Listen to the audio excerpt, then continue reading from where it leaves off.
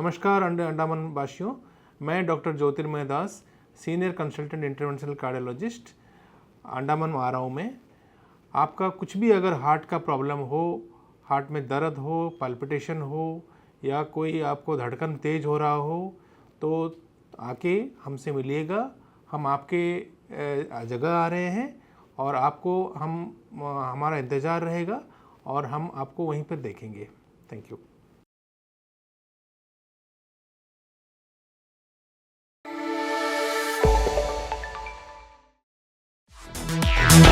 Evolution.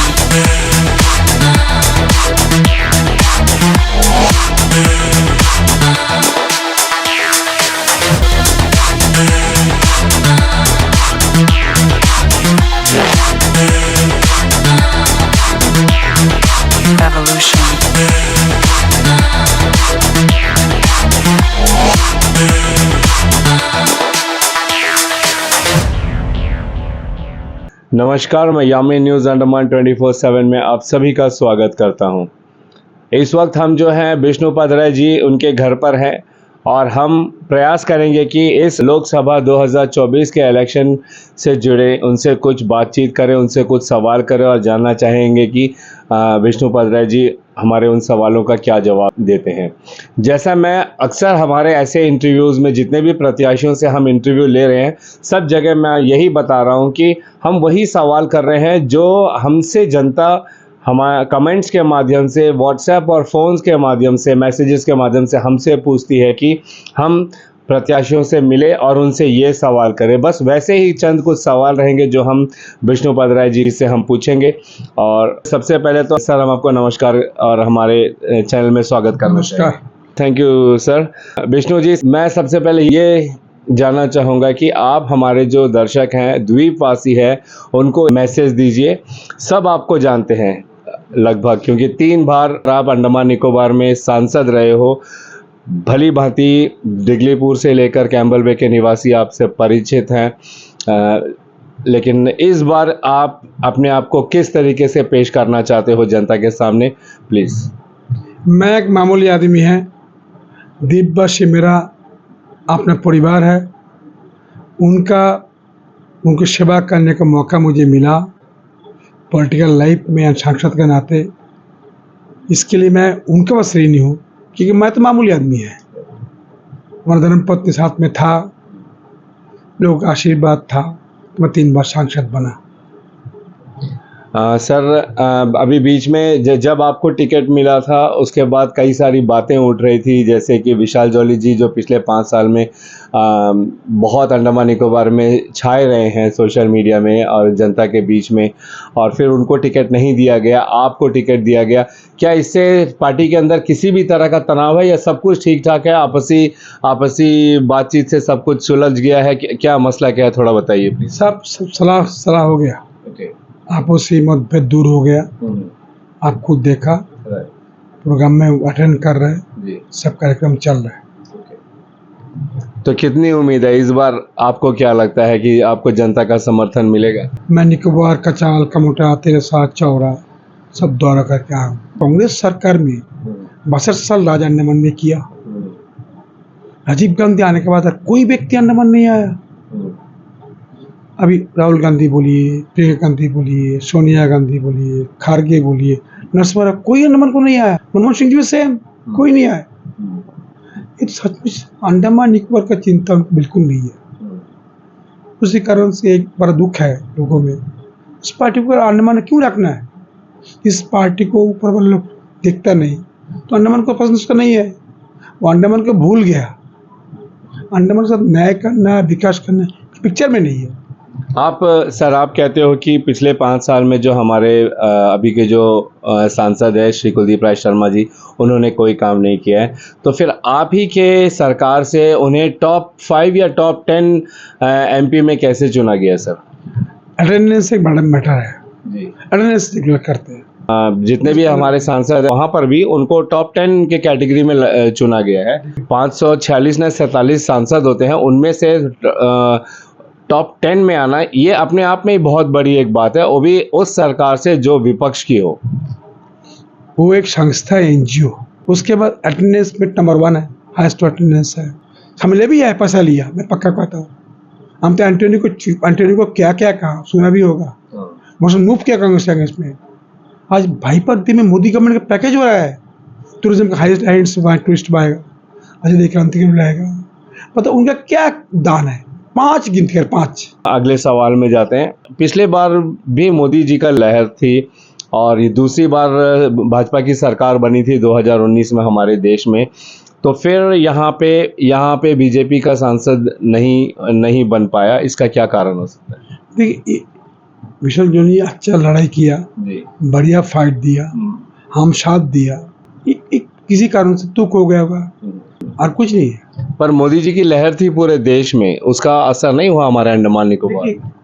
ये ऊपर वाला क्या मान हमको नहीं है, परिश्रम तो किया, जी। कोशिश किया हो, कोई डाउट नहीं है, पाठ साथ दिया, साथ मैं भी दिया, ऊपर का खेल किस कारण से हुआ वो तो ईश्वर जाने। उस वक्त शायद विशाल जॉली जी को उतने लोग पूरे अंडमान निकोबार में नहीं जानते, मगर पिछले 5 साल में विशाल जॉली जी जो है हर जगह दिखे, फिर चाहे वो प्रिंट मीडिया हो, व्हाट्सएप हो, यूट्यूब चैनल्स हो, कई अनेकों प्रोग्राम में सरकार के जो प्रोग्राम थे वहाँ पर भी दिखे, कई सारे जो NGOs वगैरह के होते हैं उनमें भी दिखे, उसके बावजूद भी उन्हें टिकट नहीं दिया गया। क्या वजह हो सकती है? आपको दिया ये टिकट? ये कमेंट्स में नहीं कर सकता हूँ, ये हाईकमांड का मामला है। बिल्कुल, हाईकमांड जो डिसीजन लिया वो सबके लिए मान्य है।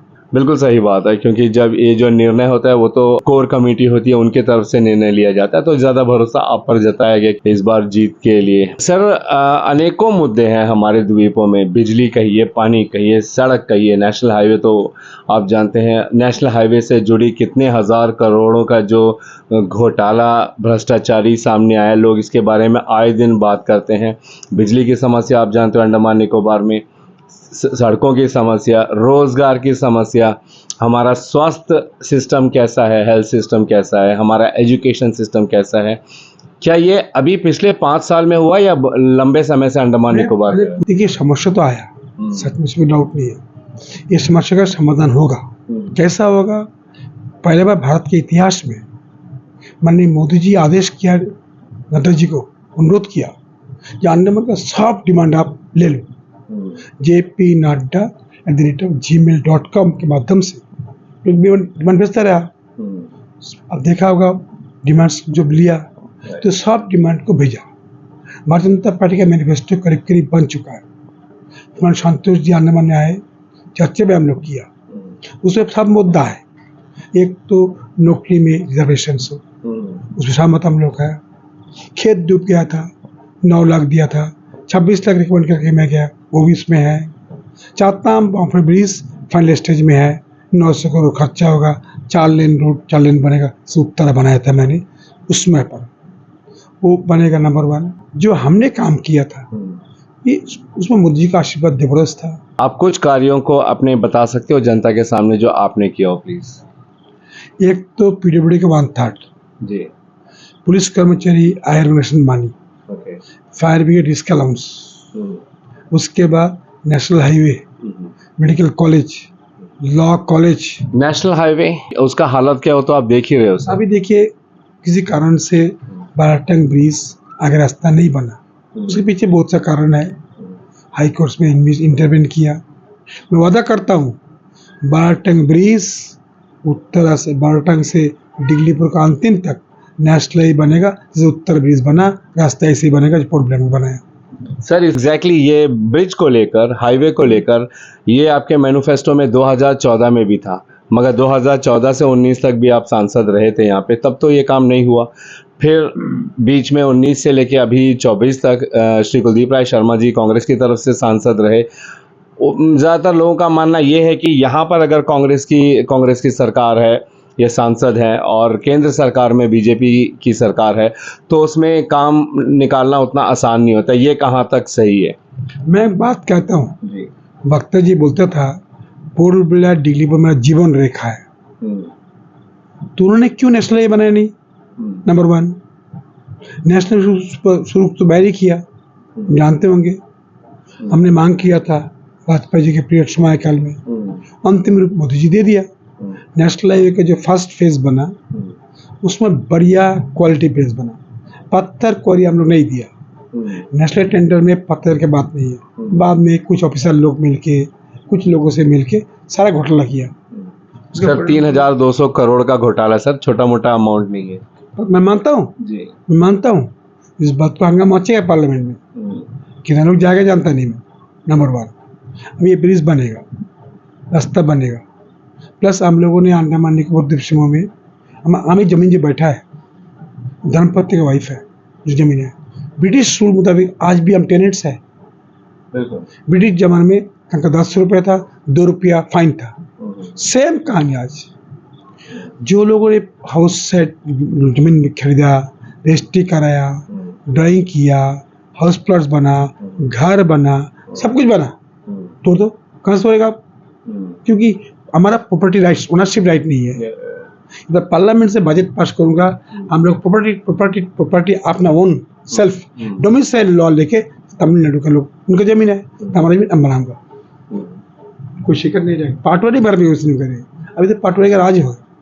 कोई बागीचा में खेती कुआं खोदेगा, पाटवारी जाएगा, अधिकार है तमिलनाडु में, अधिकार है बंगाल में। ब्रिटिश रूल चेंज करेंगे हम लोग, मोदी गवर्नमेंट है, कोई पटवारी घर में घुसेगा। हमारा जमीन मैं करूँ, आप बोलने वाला कौन है? पंचायत को पूरा पावर मिलेगा, पैसा मिलेगा, फंड मिलेगा। सर हमारे द्वीपों में सिर्फ बिजली, पानी, सड़क और राष्ट्रीय राजमार्ग नेशनल हाईवे NH4 ही नहीं है, इसके अलावा जनता की और भी बहुत सारी परेशानियां हैं। अब खासकर स्कूल को ले लीजिए, आप हमारे स्कूल का सिस्टम कैसा है? आप देखिए हमारे खासकर सरकारी स्कूल के लिए आपके पास क्या ऐसा प्लान है कि इसमें सुधार आएगा? क्योंकि मिड डे मील कहिए, टीचर्स की कमी कहिए, सरकारी स्कूल में देखा जाए तो सुविधा को लेकर बहुत कमी है। इस बारे में आप क्या करोगे सर? एक तो मैंने परिवार MP बनने का बाद जी विवेकानंद कन्याकुमारी जिला पर स्कूल बनाया, म्यूनसिपल स्कूल बनाया। जी वो स्कूल का गवर्नमेंट खर्चा गवर्नमेंट से 1/4 है। क्वालिटी आप जानते क्या है, अच्छी है, बिल्कुल बहुत डिमांड है उसको। मगर कितने स्कूल है वो? अभी पहले 5-7 था, अभी मैं फिर कुछ बढ़ाया, अगला बार बहुत कुछ बनाएंगे। लेकिन वो भी तो प्राइवेट के दर्जे में आता है ना, वो भी अच्छा खासा फीस लेते हैं, वो सरकारी स्कूल के कैटेगरी में तो नहीं आता है। सुनिए, एजुकेशन एक्ट मुताबिक फ्री है, बच्चों को पढ़ाई फ्री है, कोई ट्यूशन फीस नहीं है, एकदम फ्री है हर विवेकानंद स्कूल में। यस, फ्री है, कि गवर्नमेंट के ग्रांट से मिलता है। इसके मैं लाया था, चलता है, और उनका टीचर का तनख्वाह खामती है। बहुत सारे क्षेत्र हैं हमारे अंडमान निकोबार में, जैसे बाराटांग हो गया, कदमतला हो गया। अगर आप गांव तरफ में जाओगे, जहां पे छोटे से छोटे गांव में भी कम से कम प्राइमरी स्कूल तो बनाया है बहुत पहले से, लेकिन वहां पे जो है सुविधाएं नहीं है, टीचर्स नहीं है, पढ़ाई ठीक से नहीं होती है।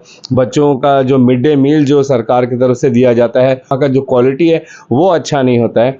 चलिए, आपने 10-12 विवेकानंद स्कूल बनाया है, मगर उसी तरीके से सारे जगह पे बनाया जाए तो ठीक है, या तो फिर उन सरकारी स्कूलों का स्टैंडर्ड को अपग्रेड किया जाए। तो इस बारे में आप क्या कहना है? मोदी जी का शिक्षा के बारे में नया कॉन्सेप्ट लेके आया, वो कॉन्सेप्ट लागू अभी होगा अंडमान में। बच्चों को क्वालिटी भी आएगा, शिक्षा का मानदंड बढ़ेगा, शिक्षा मुक्त अच्छा रहेगा। ये सरकार का एकदम पूरा मर्जी से काम पर आईवास में है।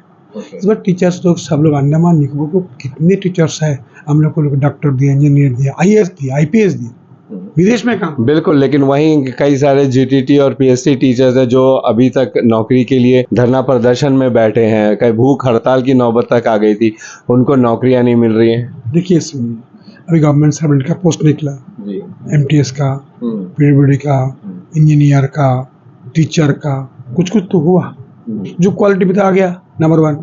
जो टीचर्स भर्ती में क्या हुआ, एज रजिस्ट्रेशन का प्रॉब्लम्स खड़ा हुआ।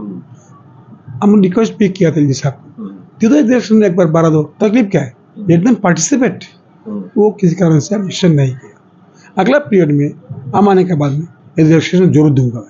सर, एक बहुत बड़ा कारण था इनका धरना प्रदर्शन पे बैठने का एजुकेशन ऑफिस के सामने कि उनको एज रिलैक्सेशन दिया जाए। अभी आप कह रहे हो कि अगले टाइम जब निकलेगा तब उनको मौका दिया जाएगा, तब उनका एज और निकल जाएगा।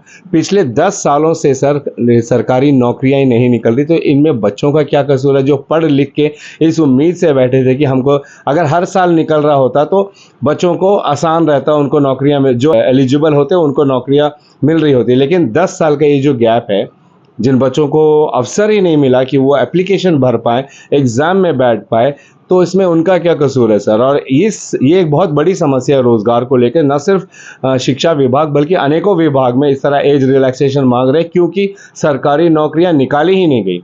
इस बारे में आपका क्या कहना सब है? तो नहीं है जी मेरा 5 साल उठा के देखिए, जी सरकारी नौकरी भर्ती हुआ, ओके काफी मात्रा में भर्ती हुआ ऑल डिपार्टमेंट्स में। टीचर्स लोग हाई कोर्ट में चले गया था, ये मामला फंस गया था। टीचर्स के मामले में जाने के लिए धरना बैठा था, मैं खुद दिल्ली एयरपोर्ट से उससे बैठा ये लोग कोर्ट में चले गए थे। तो हाई कोर्ट सुप्रीम कोर्ट करने से क्या कर सकते हैं एडमिनिस्ट्रेशन, और बाकी भर्ती तो हुआ, और अभी भी और 5000 पोस्ट आएंगे अंडमान निकोबार, मुझे कोई डाउट नहीं है, वो भी ओपनली सब होगा। कुछ प्रॉब्लम्स हमारा है एडमिनिस्ट्रेशन का मामला में, कुछ एडमिनिस्ट्रेशन को अनुरोध करूँगा, आप जनता के साथ में काम करो, जनता जरूरी है। जिस तरह से पंचायती राज पूरा बहुत छीन लिया आपने, संविधान का अपमान कर दिया, उसे पैसा देता नहीं इसी के नाम पर, जिम्मेदारी आपका है, प्रधान नहीं है। ये पंचायती राज का जो अधिकार है ये किसने छीना सर? एडमिनिस्ट्रेशन आम जो नहीं था, छीन लिया एडमिनिस्ट्रेशन, सर पावर छीन लिया। म्यूनिसिपल काउंसिल का सेक्रेटरी चौप बॉस बन गया। ये कौन दुनिया में है, कौन संविधान में है? ये पूरा चेंज करेंगे हम, कोई चेंज करेंगे। एडमिनिस्ट्रेशन को भी तो कहीं से निर्देश आया होगा। जो भी करें, आम आने का बाद पंचायत को, समिति को, जिला को फंड मिलेगा करोड़ रुपया, पहले मिलाया था मैं, पूरा पावर दिया, संविधान पूरा पावर लेंगे, वो शेयर लिखेंगे बहुत लोगों का, सेम काउंसिल में होगा, पैसा मिलेगा, फंड मिलेगा, अंडर काम करेंगे। संविधान से बड़ा तो कोई नहीं है। जिन्होंने किया अच्छा नहीं किया। तो केंद्र सरकार का ही ऑर्डर था ना ये सब? देखिए यहाँ पर बैठ के बनाया कुछ लोगों ने, कुछ ब्यूरोक्रेट्स बनाया। एक ब्यूरोक्रेट्स था ना जो अंदर गया, जानते होंगे, क्या दादागिरी करता था, उसे घटना घटा तो ब्यूरोक्रेट्स करता था, सामने मुकाबला करने के लिए हिम्मत किसी को नहीं था। कांग्रेस चुप, हिम्मत, मैं अपोजिशन पार्टी में था, लड़ता था कैसा, बाफरजन लगाया, बना जारो रिजर्व बाइपर आइलैंड, मैं कैसे लड़ता था? लड़ना पड़ता है। एमपी पार्लियामेंट लड़ेगा नहीं, रास्ते में नहीं बैठेगा, तो किस लिए तो अपोजिशन पार्टी एमपी बनता है? हम तो मनमोहन सिंह के पीरियड काम किया, मिडिल कॉलेज काम किया मनमोहन सिंह के पीरियड में, मैं पीपीटी मोड में लेके आया था, मैं लाया, उसमें मैं अपना मांग किया था, ये प्राइवेट पार्स पीपीटी में करो, एडमिशन माना नहीं, गवर्नमेंट सेक्टर में करा, पीजी कोर्स खोलेंगे हम लोग, कोशिश करेंगे पीपीटी मोड में बने, क्वालिटी आए। स्वास्थ्य सेक्टर में आपको क्या कहना है, हेल्थ सेक्टर में आपको क्या कहना है? क्योंकि आप सर आप हर जगह जाते हो, कैंबल बे से लेकर डिगलीपुर, आपने गांव-गांव का दौरा किया हुआ है, वहाँ के आपने हालात देखे हैं, वहाँ के लोगों का रहन सहन कहिए, बच्चों का शिक्षा कहिए, वहाँ के लोगों का जो हेल्थ से जुड़ी जो समस्याएं हैं वो भी आपने देखा हुआ है। कई वर्षों से है ये, आजकल की पिछले 5 साल में उत्पन्न हुई परेशानियां नहीं है सर। चाहे आप एक छोटे से गांव में डिस्पेंसरी कहिए, कॉमन हेल्थ सेंटर सीएचसी कहिए, प्राइमरी हेल्थ सेंटर पीएचसी कहिए, या हमारे यहाँ तक कि जीबी पंत अस्पताल, क्या आप खुश हैं जो भी यहाँ पे सेवाएं दी जा रही है हेल्थ विभाग से? सर आपसे जानना चाहूँगा कि आप खुश हैं? एग्जैक्टली, मैं दुखी हूँ जी। इस बारे में आप क्या करें? सोचिए, इसका पूरा कार्रवाई करूंगा, अच्छा से व्यवस्था लाऊंगा, अच्छा व्यवस्था लाऊंगा। जैसे क्या क्या? एग्जाम्पल देता हूँ, रंगत का पेशेंट प्रेगनेंसी होने से दिल्लीपुर जाएगा टेस्ट करने के लिए। एग्जैक्टली, वही मैं भी ये क्या है जी, जुलूम है। पर ये अभी 5 साल से नहीं है ना सर, उससे पहले भी तो यही था। हमारे पेट में ये सब नहीं था। क्यों? सीएससी में मतलब बड़ा काम करता था। सीएससी उस टाइम एक्सरे मशीन हुआ करता था वहाँ पे, उस टाइम पे ये यूसीजी स्कैनिंग सब होता था। जो सिस्टम था उस टाइम आया था, सब कराया था मैंने। हॉस्पिटल में जाता था, मैं कार्रवाई करता था, सुनता था, और क्वेश्चन भी करता था, स्टार्ट क्वेश्चन करता था, आंसर क्वेश्चन करता था, चलता था। हमारे साथ नाता किसका है? नाता जनता से नाता है, नाता कोई व्यक्तिगत अवसर का नाता नहीं है। व्यक्तिगत नाता अलग है, वो नाता मेरे साथ नहीं है, जनता मेरा प्रायोरिटी है। जो हुआ बहुत गलत हुआ, संघर्ष का सब परिवर्तन होगा।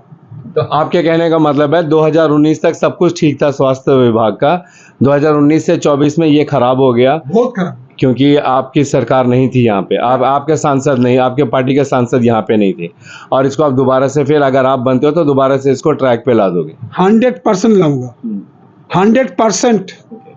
मुझे बोलना भी आता, सर मुझे बोलना भी आता, लिखना भी आता, धरना करना भी आता। वो जानते होंगे ना क्या बोला, मैं एमपी थे, जो सुना नहीं अंडमान से बाहर कर दिया। है क्या है, होगा, सही है।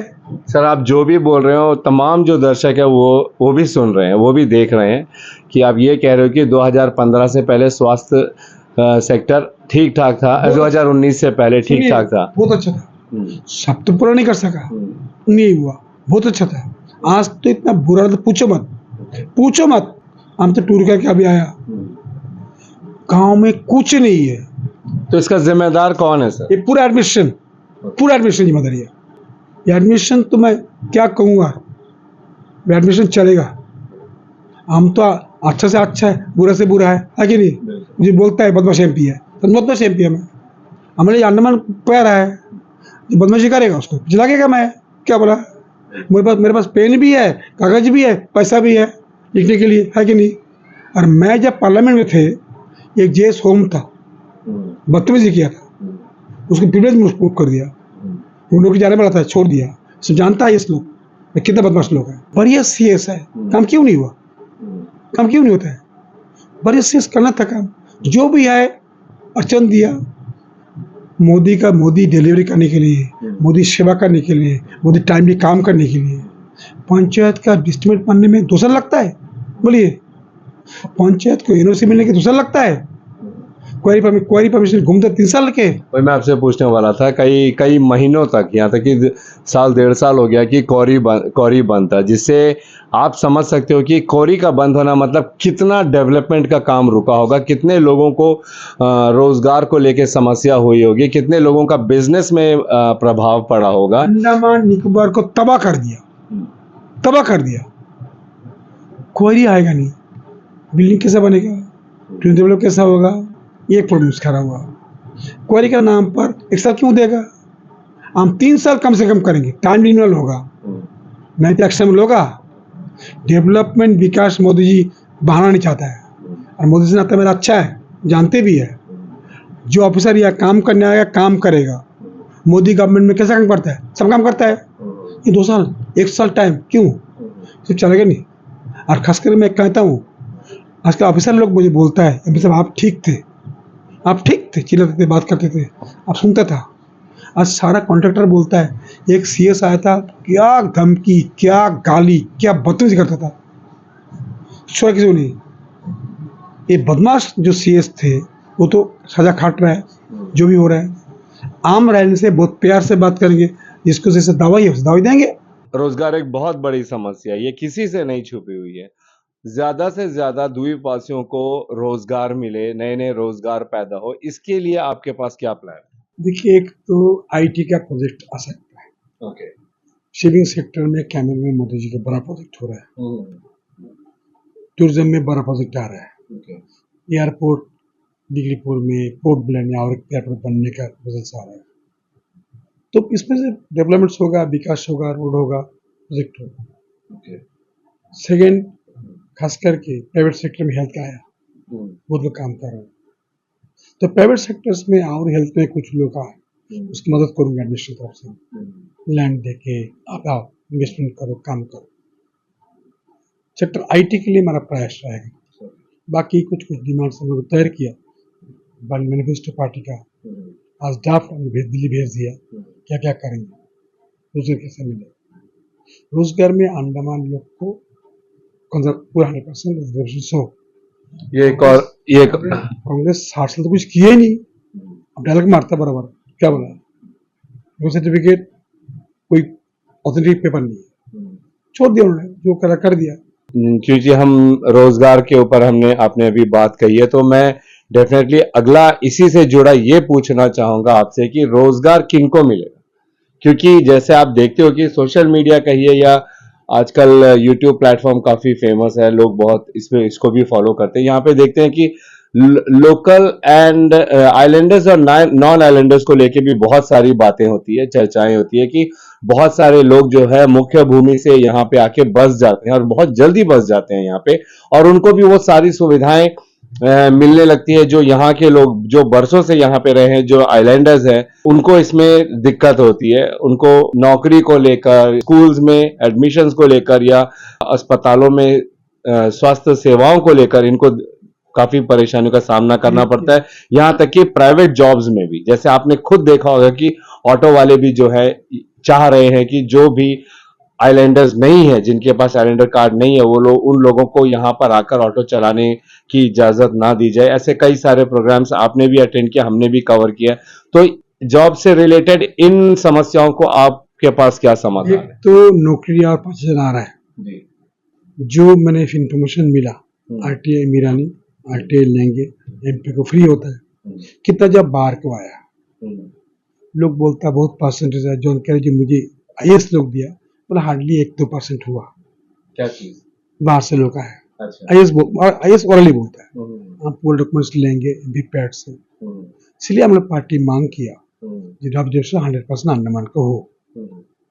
सेकंड थिंग्स, अंडमान में 3% रेवेन्यू लैंड है, नेशनल फॉरेस्ट है, तो कितने लोग बियरिंग कैपेसिटी है, कैरिंग कैपेसिटी है, चर्चा होगा सरकार के साथ में। अंडमान निकोबार में कैसा एक सिस्टम बनाया जाए जिसमें अंडमान निकोबार को सेफ रहे। अर्थक्वेक जोन है, पानी का समस्या हमेशा रहता है, बिजली का समस्या रहता है, उसमें क्या कर सकते हैं, इसकी चिंता होगा, इसकी चर्चा होगा। सरकार बहुत चिंतित है, इस कारण से जरूर करेंगे काम। मोदी गवर्नमेंट का थॉट्स है, विचारधारा है, साइंस है, सब कुछ है, तभी तो कैमल वे में इतना प्रोजेक्ट बन रहा है, डिलीवर प्रोजेक्ट बन रहा है, इतना प्रोजेक्ट बन रहा है, अब एरिया प्रोजेक्ट बन रहा है। ये प्रोजेक्ट किस लिए बना रहा है? भारत सरकार इस बार पैसा को अंडमान ऐसा देगा, रिकॉर्ड पैसा दिया हुआ। और हमारा पीरियड में तो पैसा ला के लेके आया था, CRF fund 344 22 crore municipal council को दिया रोड के लिए, रिफंड दिया मैंने, प्लस बाकी फंड पीएम जितना रास्ता देखता सब अमला है, पीएम फंड लाएंगे, फंड लेने से तो विकास होगा, डेवलपमेंट होगा, रोजगार मिलेगा, क्वारी खोलेगा, बहुत सा क्वारी है, 12 टैंक क्वारी है, एक बस्ती है, हम गया था, वो पुराना अच्छा क्वारी है, first encroachment area, revenue encroachment बन गया, वो का मैं देख के आया, खास करके वह क्वारी है, बहुत से क्वारी है, एक क्वारी नहीं, बसंतपुर में क्वारी है, ये सब क्वारी खोलेंगे। तो इसे रोजगार भी पैदा होगा, सस्ता है माल मिलेगा, बिल्डिंग कॉस्ट, रोड कॉस्ट कम हो जाएगा। ये तो हर नेता कहते हैं, खासकर जब चुनावी मौसम होता है, जब चुनाव आने वाला होता है, उससे पहले नेता जो भी नेता होता है, जो भी पार्टी का प्रत्याशी होता है, वो यही कहता है कि हमारे पास इसका समाधान है, इसका समाधान है, ये हो जाएगा, वो हो जाएगा। लेकिन फिर अगले 5 साल तक कई सारे ऐसे पॉइंट्स हैं जिनका उन्होंने वादा किया था, वो नहीं होता है। जनता सर परेशान हो चुकी है, खासकर बिजली, पानी, सड़क, स्वास्थ्य, एजुकेशन को लेकर। एक परमानेंट सोल्यूशन है आपके पास? मैं 50 मेगावाट LNG पावर प्लांट लाया था जी, पानीघाट में जी, प्रोजेक्ट किसी कारण से नहीं हुआ। नंबर 1, मैं बाकी लोगों से मिल सकता नहीं, बाकी लोगों को सोच अलग है, मैं अपना सोच है, विश्व का डिमांड को मेरा प्रायोरिटी होता है, लड़ना बिना मुझे आता है। और मोदी जी से कैसे पैसा लेना है, मंत्री पैसा लेना है, ये भी नहीं जानता मैं। और मोदी जी अंडमान निकोबार को इतना प्यार करता हुआ मैं बढ़ाने मांगता हूँ। ठीक है, हम मान लेते हैं सर कि मोदी जी का जो अंडमान निकोबार को लेकर जो प्रेम है, यहाँ का जो विकास का उनका जो सोच है, इसको हम असलियत में होता हुआ कब तक देखेंगे? उदाहरण कैंपबेल में दिखाई दिया आपको सामने में, अभी अब सुना 19 सीटर का अभी चलता है, स्कीम में शुरू हो गया। तो मोदी जी के साथ में मोदी जी चाहे तो कोई टाइम फ्रेम होता क्या? विष्णुवर्धन राय पार्टी में MP में बना था, टाइम फ्रेम लाया था क्या स्कीम मुनिशी बनने के लिए? नहीं, हम पूरा प्लान बुक पढ़ता हूँ, पूरा अंडमान निकोबार प्लान जानता हूँ, पूरा प्लान बुक पढ़ के district planning state planning committee में होम में जाऊंगा, पास कराऊंगा सब। ये फाइनेंस सीख गया मैं, स्टूडेंट तो कॉमर्स क्यों खास करके मैं अच्छे कॉलेज से पढ़ाई किया से, तो फाइनेंस जानता हूँ, प्लान जानता हूँ, पास करने तरीका जानता हूँ। तो अनुमान बजट बढ़ेगा, उदाहरणस्वरूप खेत, कितना खेत खाट गया, बंद है, एग्रीकल्चर डिपार्टमेंट में IAS बैठे हैं, किसने? फिशरीज में कौन बैठा IAS? क्यों? हम लोग क्या है, हम लोग कुछ काम करने क्या? आप IAS वाला क्या जानते हैं फिशरीज के बारे में, इन्वेस्टमेंट में, एग्रीकल्चर एनालिटिको का रोल क्या रहेगा? एनालिटिको का बहुत बड़ा रोल आएगा, एनालिटिको का रोल बहुत बड़ा आएगा। एनालिटिको के पास हम लोग दिया, प्लान फंड से दिया, सिर्फ शराब पिलाना और कमाना, ये विष्णुवत राय है, संभल के रहना नेट को। आप कहते हो कि मोदी जी के पास, भाजपा सरकार के पास में बहुत सारे प्लान्स हैं अंडमान निकोबार के विकास के लिए। क्या उन प्लान्स को इम्प्लीमेंट किया जाएगा? अगर इस बार फिर कुलदीप राय शर्मा जी सांसद बन जाते हैं तो क्या उन प्लान्स को इम्प्लीमेंट किया जाएगा या फिर इंतजार, अगले 5 साल इंतजार किया जाएगा? एक तो शिप यार्ड बन रहा है ना, बन रहा है मेरिन में, शिप रिपेयर करने के लिए पैसा कौन दिया? मैं लेके आया था। और कुलदीप एमपी बनेगा, आप तो सर्वे करा लो। अरे इसके जवाब मैं क्या दूं? कांग्रेस अंत में है, सूर्यास्त्र में है। मोदी ज्यादा दिन लगेगा नहीं कांग्रेस पार्टी को। मोदी सामने में, अमित शाह का सामने में, भाजपा सामने में, कांग्रेस आज कुछ नहीं है। इस बार कितना खाता खोलेगा जानता नहीं, 20-30 होगा, डाउट हमको भी है। खड़गे काम क्या है? खड़गे कौन काम किया खड़गे बता? कांग्रेस पार्टी को क्या चिंता अंडमान निकोबार का है? एक बार आए तो कोई नहीं, कांग्रेस पार्टी अंडमान को छोड़ दी है।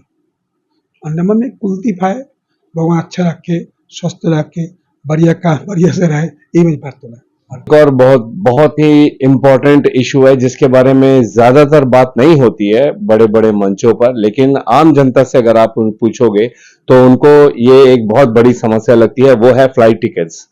ये जो फ्लाइट की जो टिकट्स हैं अंडमान से लेकर भारत के किसी भी हिस्से में, इनका आप जो है अप एंड डाउन का जो दाम है, ये जानकर आप खुद सफर करते हो, बहुत सफर करते हो। आप खुद जानते हो कि इस महंगाई के समय में इतना महंगा टिकट हर किसी को अफोर्ड करना उतना आसान नहीं है। सर, इसके लिए आपके पास क्या समाधान है? तो चार्टर्ड फ्लाइट था अंडमान आइलैंड्स के लिए 5,000 रुपए में। इस बार में सरकार से बात होगा, मंत्रालय से बात होगा। इतना फेयर टूरिस्ट कैसे आएगा? थाईलैंड जाएगा, बाकी फंड कंट्री जाएगा, तो क्यों आएगा? इससे चर्चा जरूर होगा और कार्रवाई भी होगा। तो बाकी कंपनी लूटेगा अंडमान निकोबार को, टूरिज्म खत्म करेगा, इसमें तो कार्रवाई होगा, जरूर कार्रवाई करेंगे, मोदी करेंगे, मंत्री करेंगे। और बात भी और शिंदे जी से इस बारे में। शिंदे नाता मेरा अच्छा है, जब शिंदे जी कांग्रेस पार्टी में था, हम अपोजिशन में था, उसमें नाता भी है। आजकल तो आज सरकार रहा है, इसकी व्यवस्था होगा। अंडमान लोग के लिए वरिष्ठ कर्मी चार्टर फ्लाइट लाए, टूरिज्म को फेयर कमती हो, कंपटीशन में है। हमारे नेबरिंग कंट्री में कंपटीशन करना हमको, तब टूरिज्म बढ़ेगा ना। हमारे नेबरिंग कंट्री में 4,000-5,000 घूम के आओ कि फंड कंट्री, हमारा अंडमान निकोबार में इतना पैर क्यों लेगा?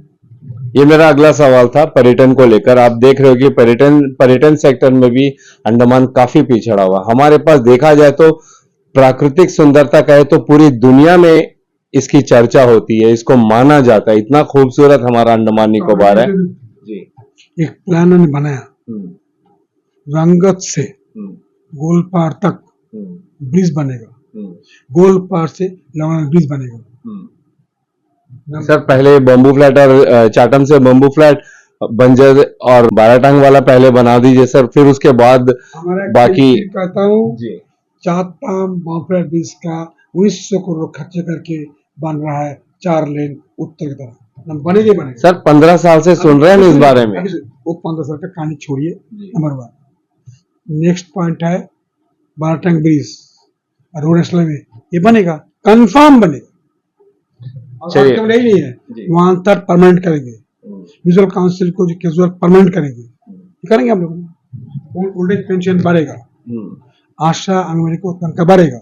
तो मैं उन टॉपिक्स पे भी आऊंगा जल्दी करके। पहले मैं पर्यटन से जुड़े, क्योंकि हमारे कई ऐसे सब्सक्राइबर्स हैं, व्यूअर्स हैं जो हमसे कहते हैं कि पर्यटन सेक्टर को लेकर भी सवाल किया जाए। जो भी एमपी की दावेदारी कर रहे हैं प्रत्याशी हैं कि वो पर्यटन क्षेत्र में विकास लाने के लिए क्या करने वाले हैं। जैसे मैं कह रहा था कि प्राकृतिक सुंदरता में भी अंडमान निकोबार पूरे विश्व में माना जाता है सर। यहाँ का जो एक्टिव वॉल्केनो है, यहाँ का जो मड वॉल्केनो है, यहाँ के एक से एक जो बर्ड्स हैं, मेरीन लाइफ, ऐसे अनेकों चीजें हैं हमारे यहाँ पे जो टूरिस्ट को अट्रैक्ट कर सकते हैं, इंटरनेशनल टूरिस्ट को भी अट्रैक्ट कर सकते हैं।